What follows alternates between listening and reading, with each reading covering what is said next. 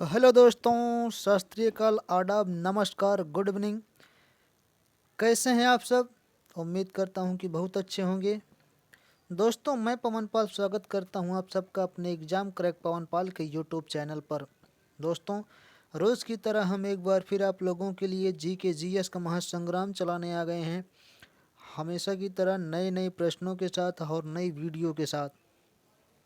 तो दोस्तों, अगर आप सब हमारे इस वीडियो चैनल पर नए हैं तो रेड आइकन का सब्सक्राइब लिखा हुआ है नीचे, उस पर सब्सक्राइब करके बगल में बेल आइकन को ऑल पर सेट कर लीजिए। ठीक है दोस्तों? तो दोस्तों, जीके जीएस का ये महासंग्राम चल रहा है, जुड़ जाइए आप लोग और लोगों को भी शेयर कर दीजिए, वीडियो जोड़ लीजिए। ठीक है, ताकि और लोगों को भी इसका फ़ायदा मिल सके।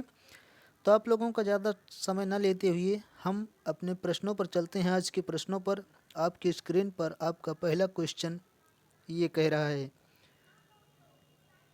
निम्नलिखित में से कौन कभी भी भारत का उपराष्ट्रपति नहीं रहा है? पहला ऑप्शन है मोहम्मद हामिद अंसारी, दूसरा है एपीजे अब्दुल कलाम, तीसरा है रामास्वामी वेंकटरमन, चौथा है शंकर दयाल शर्मा। तो बताइए दोस्तों, कौन कभी भी भारत का उपराष्ट्रपति नहीं रहा है? तो आपका दूसरा ऑप्शन सही हो जाएगा दोस्तों। डॉक्टर एपीजे अब्दुल कलाम जो है वो भारत के कभी भी उपराष्ट्रपति नहीं रहे हैं, ये एक राष्ट्रपति के तौर पर काम किए हैं। ठीक है, चलिए दोस्तों, नेक्स्ट क्वेश्चन पर चलते हैं। अगला क्वेश्चन है आपका, द्विसदनीय विधानसभा का मतलब क्या है? पहला ऑप्शन, विधायकों को 4 अलग विधानसभा में बांटा जाता है। दूसरा ऑप्शन है आपका, विधायकों को एक विधानसभा के रूप में वर्गीकृत किया जाता है। तीसरा ऑप्शन है, विधायकों को 2 अलग विधानसभाओं में बांटा जाता है। चौथा ऑप्शन है आपका, विधायकों को 8 अलग विधानसभाओं में बांटा जाता है। तो दोस्तों बताइए जल्दी सब लोग।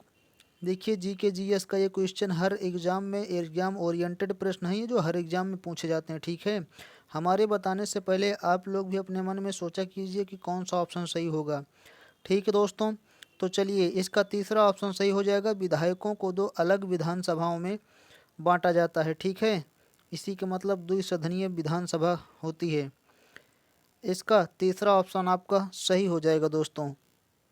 दोस्तों, द्विसदनीय विधानसभा का अर्थ विधायकों को 2 अलग अलग विधानसभाओं में बांटा जाना है। जिन राज्य में विधानमंडल के 2 सदन होते हैं वहाँ पहला सदन विधानसभा एवं दूसरा सदन विधान परिषद कहलाती है। वर्तमान में द्विसदनात्मक विधानमंडल 7 राज्यों बिहार, महाराष्ट्र, उत्तर प्रदेश, कर्नाटक, आंध्र प्रदेश, तेलंगाना तथा जम्मू कश्मीर में है। ठीक है दोस्तों, इस प्रश्न से हमें इतनी जानकारी मिलती है। चलिए नेक्स्ट क्वेश्चन पर चलते हैं।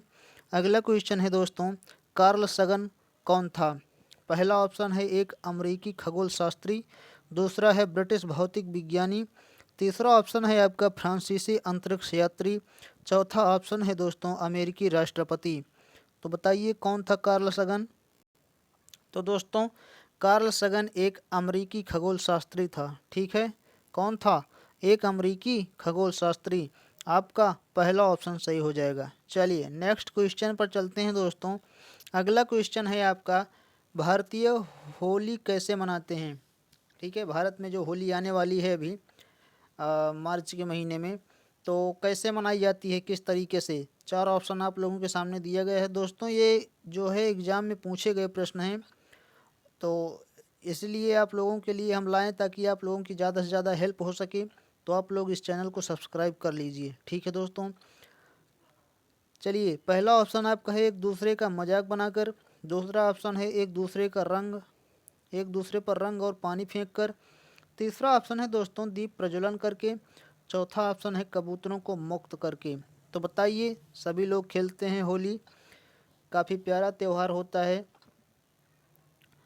तो आप लोग जो है होली खेलिएगा और लिमिट में खेलिएगा, क्योंकि होली में कहीं कहीं मार भी हो जाती है। तो ठीक है, तो इसका दूसरा ऑप्शन आप लोगों का सही हो जाएगा दोस्तों, एक दूसरे पर रंग और पानी फेंक कर। ठीक है, दूसरा ऑप्शन आपका सही हो जाएगा। चलिए नेक्स्ट क्वेश्चन पर चलते हैं दोस्तों। अगला क्वेश्चन है आपका, 15 अगस्त 1947 में भारत को मिली आज़ादी के वक्त समय क्या था? पहला ऑप्शन है सुबह, दूसरा ऑप्शन है मध्य शाम, तीसरा है आधी रात, चौथा ऑप्शन है दोपहर। तो दोस्तों 15 अगस्त सन 1947 को जो आज़ादी मिली थी हमें, वो आधी रात को मिली थी। ठीक है, कब मिली थी? आधी रात को। समय था 2:53 कुछ सेकंड। ठीक है दोस्तों, चलिए नेक्स्ट क्वेश्चन पर चलते हैं।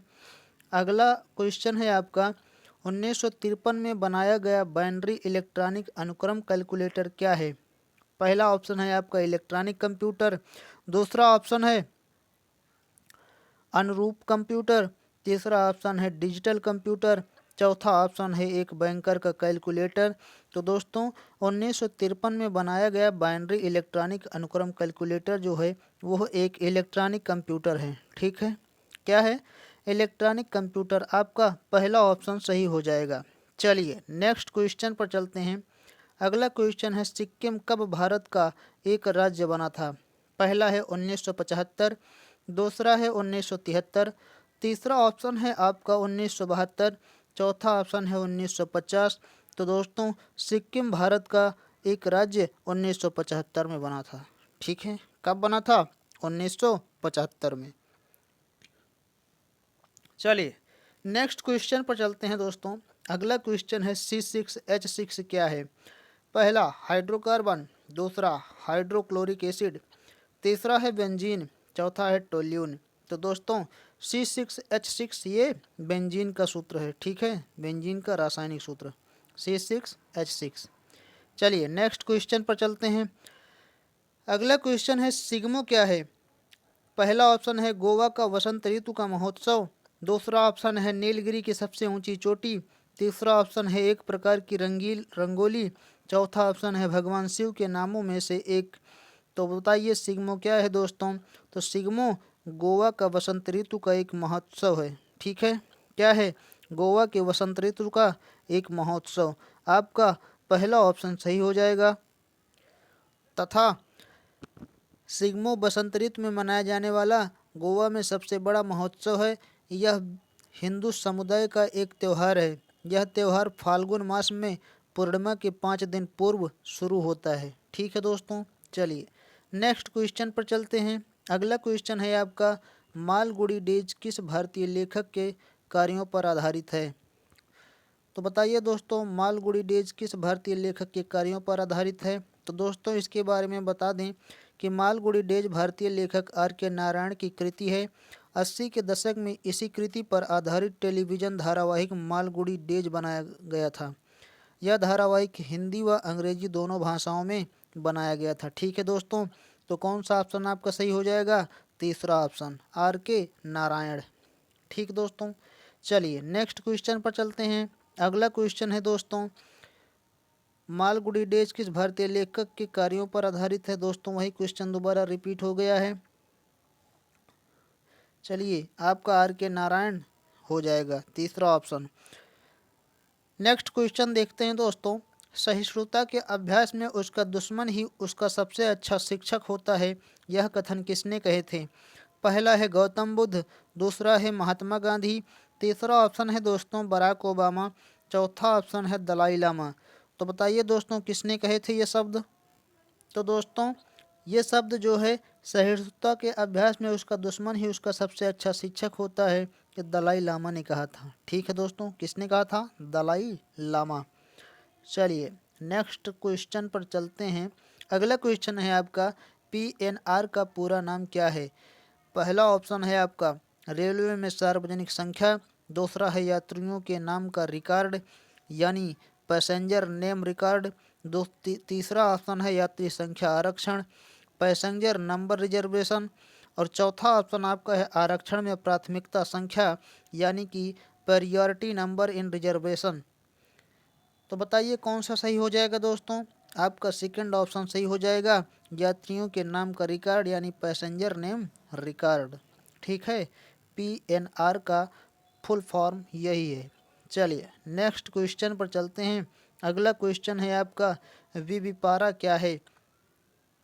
4 ऑप्शन आप लोगों के स्क्रीन पर दिख रहे हैं, जिसमें से पहला ऑप्शन है धमनियाँ जो जिंदा पैदा होती हैं, दूसरा ऑप्शन है कैक्टस का प्रकार, तीसरा ऑप्शन है दोस्तों शैवाल का प्रकार, चौथा ऑप्शन है एक मोलस्क। तो बताइए विविपारा क्या है दोस्तों?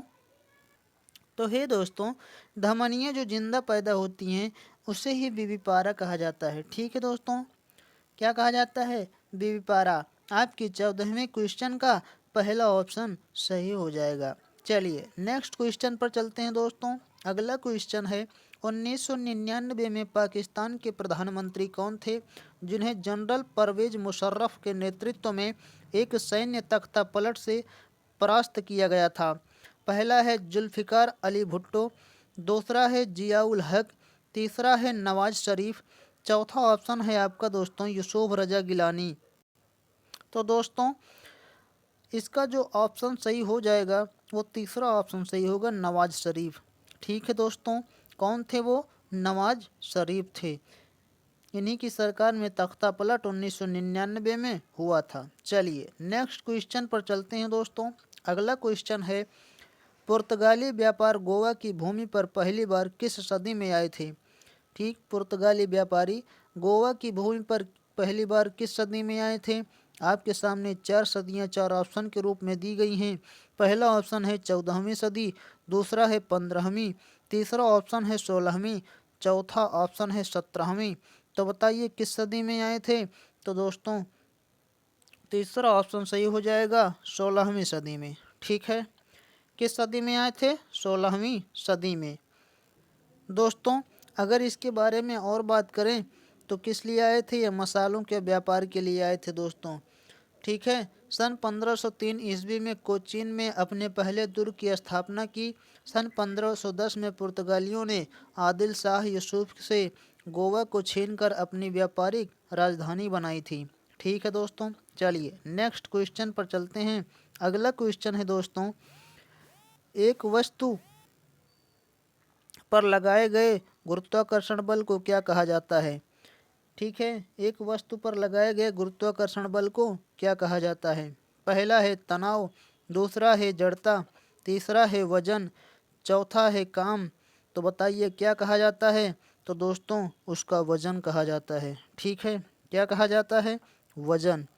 आपका तीसरा ऑप्शन सही हो जाएगा।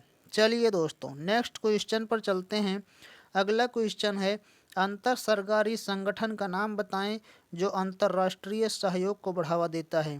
पहला है नाटो, दूसरा है यूएन, तीसरा है डब्ल्यूएचओ, चौथा है आईजीओ। तो दोस्तों आपका सेकंड ऑप्शन सही हो जाएगा, यूएन। ठीक है, अंतर सरकारी संगठन का नाम बताएं जो अंतर्राष्ट्रीय सहयोग को बढ़ावा देता है, तो वो है यूएन। चलिए नेक्स्ट क्वेश्चन पर चलते हैं।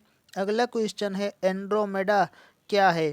पहला ऑप्शन आपका है मिल्की वे की पड़ोसी आकाशगंगा, दूसरा ऑप्शन है ग्रह, तीसरा ऑप्शन है ब्लैक होल, चौथा ऑप्शन है धूमकेतु। तो बताइए एंड्रोमेडा क्या है? तो दोस्तों एंड्रोमेडा मिल्की वे की पड़ोसी आकाशगंगा है। ठीक है, मिल्की वे की पड़ोसी आकाशगंगा है, यानी कि हमारी आकाशगंगा की पड़ोसी आकाशगंगा। चलिए नेक्स्ट क्वेश्चन पर चलते हैं। अगला क्वेश्चन है WLAN यानी WLAN का पूरा नाम क्या है? पहला वायरलेस लोकल एरिया नेटवर्क, दूसरा है वाइड लोकल एरिया नेटवर्क, तीसरा है विंड लाइट एटमॉस्फेरिक नेचर, चौथा है वायरलेस लोकल एरिया नोड। तो दोस्तों WLAN का पूरा नाम वायरलेस लोकल एरिया नेटवर्क है। ठीक है, क्या है? Wireless local area network. पहला ऑप्शन आपका सही हो जाएगा। चलिए नेक्स्ट क्वेश्चन पर चलते हैं। अगला क्वेश्चन है आपका भारत का बाल सर्जन किसे कहा जाता है? पहला ऑप्शन आकृत प्राण जायसवाल को, दूसरा ऑप्शन है तथागत अवतार तुलसी को, तीसरा ऑप्शन है निश्चल नारायणम को, चौथा ऑप्शन है सुधमा वर्मा को। तो दोस्तों भारत का बाल सर्जन जो है आकृत प्राण जायसवाल को कहा जाता है। ठीक है, पहला ऑप्शन आपका सही हो जाएगा। चलिए नेक्स्ट क्वेश्चन पर चलते हैं। अगला क्वेश्चन है दोस्तों फ्रेम के संदर्भ में जो समय का फंक्शन है एक वस्तु की स्थिति में परिवर्तन की दर क्या है, उसे क्या कहा जाता है? ठीक है, पहला है यांत्रिकी, दूसरा है वेक्टर, तीसरा है वेग, चौथा ऑप्शन है दोस्तों परिमाण। तो दोस्तों फ्रेम के संदर्भ में जो समय का फंक्शन है, एक वस्तु की स्थिति में परिवर्तन की दर को उसका वेग कहा जाता है। ठीक है, क्या कहा जाता है? वेग कहा जाता है। तीसरा ऑप्शन आपका सही हो जाएगा। चलिए दोस्तों नेक्स्ट क्वेश्चन पर चलते हैं। अगला क्वेश्चन आपका है, भारतीय खेल में HIL का पूरा नाम क्या है? पहला है हिमाचल इंडियन लायन, दूसरा है हरियाणा एंड्स लीग, तीसरा ऑप्शन है हॉकी इंडिया लीग, चौथा ऑप्शन है हैदराबाद इंडिया लीग। तो दोस्तों भारतीय खेल में HIL का पूरा नाम हॉकी इंडिया लीग है। ठीक है, क्या है? Hockey India league. चलिए नेक्स्ट क्वेश्चन पर चलते हैं। अगला क्वेश्चन है दोस्तों, ऊटी का प्रसिद्ध व्यापार किस वार्षिक मेले का हिस्सा है? पहला उदयपुर मेला, दूसरा थार मेला, तीसरा कुंभ मेला, चौथा पुष्कर मेला।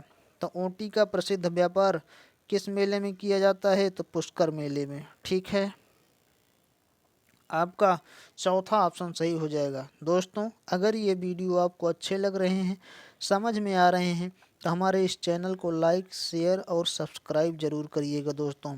ठीक है, चलिए नेक्स्ट क्वेश्चन पर चलते हैं। अगला क्वेश्चन है आप लोगों का, 2.5 दिन का झोपड़ा मस्जिद कहाँ स्थित है? तो पहला ऑप्शन है आपका आगरा में, दूसरा है अजमेर में, तीसरा है अहमदाबाद, चौथा है माउंट आबू।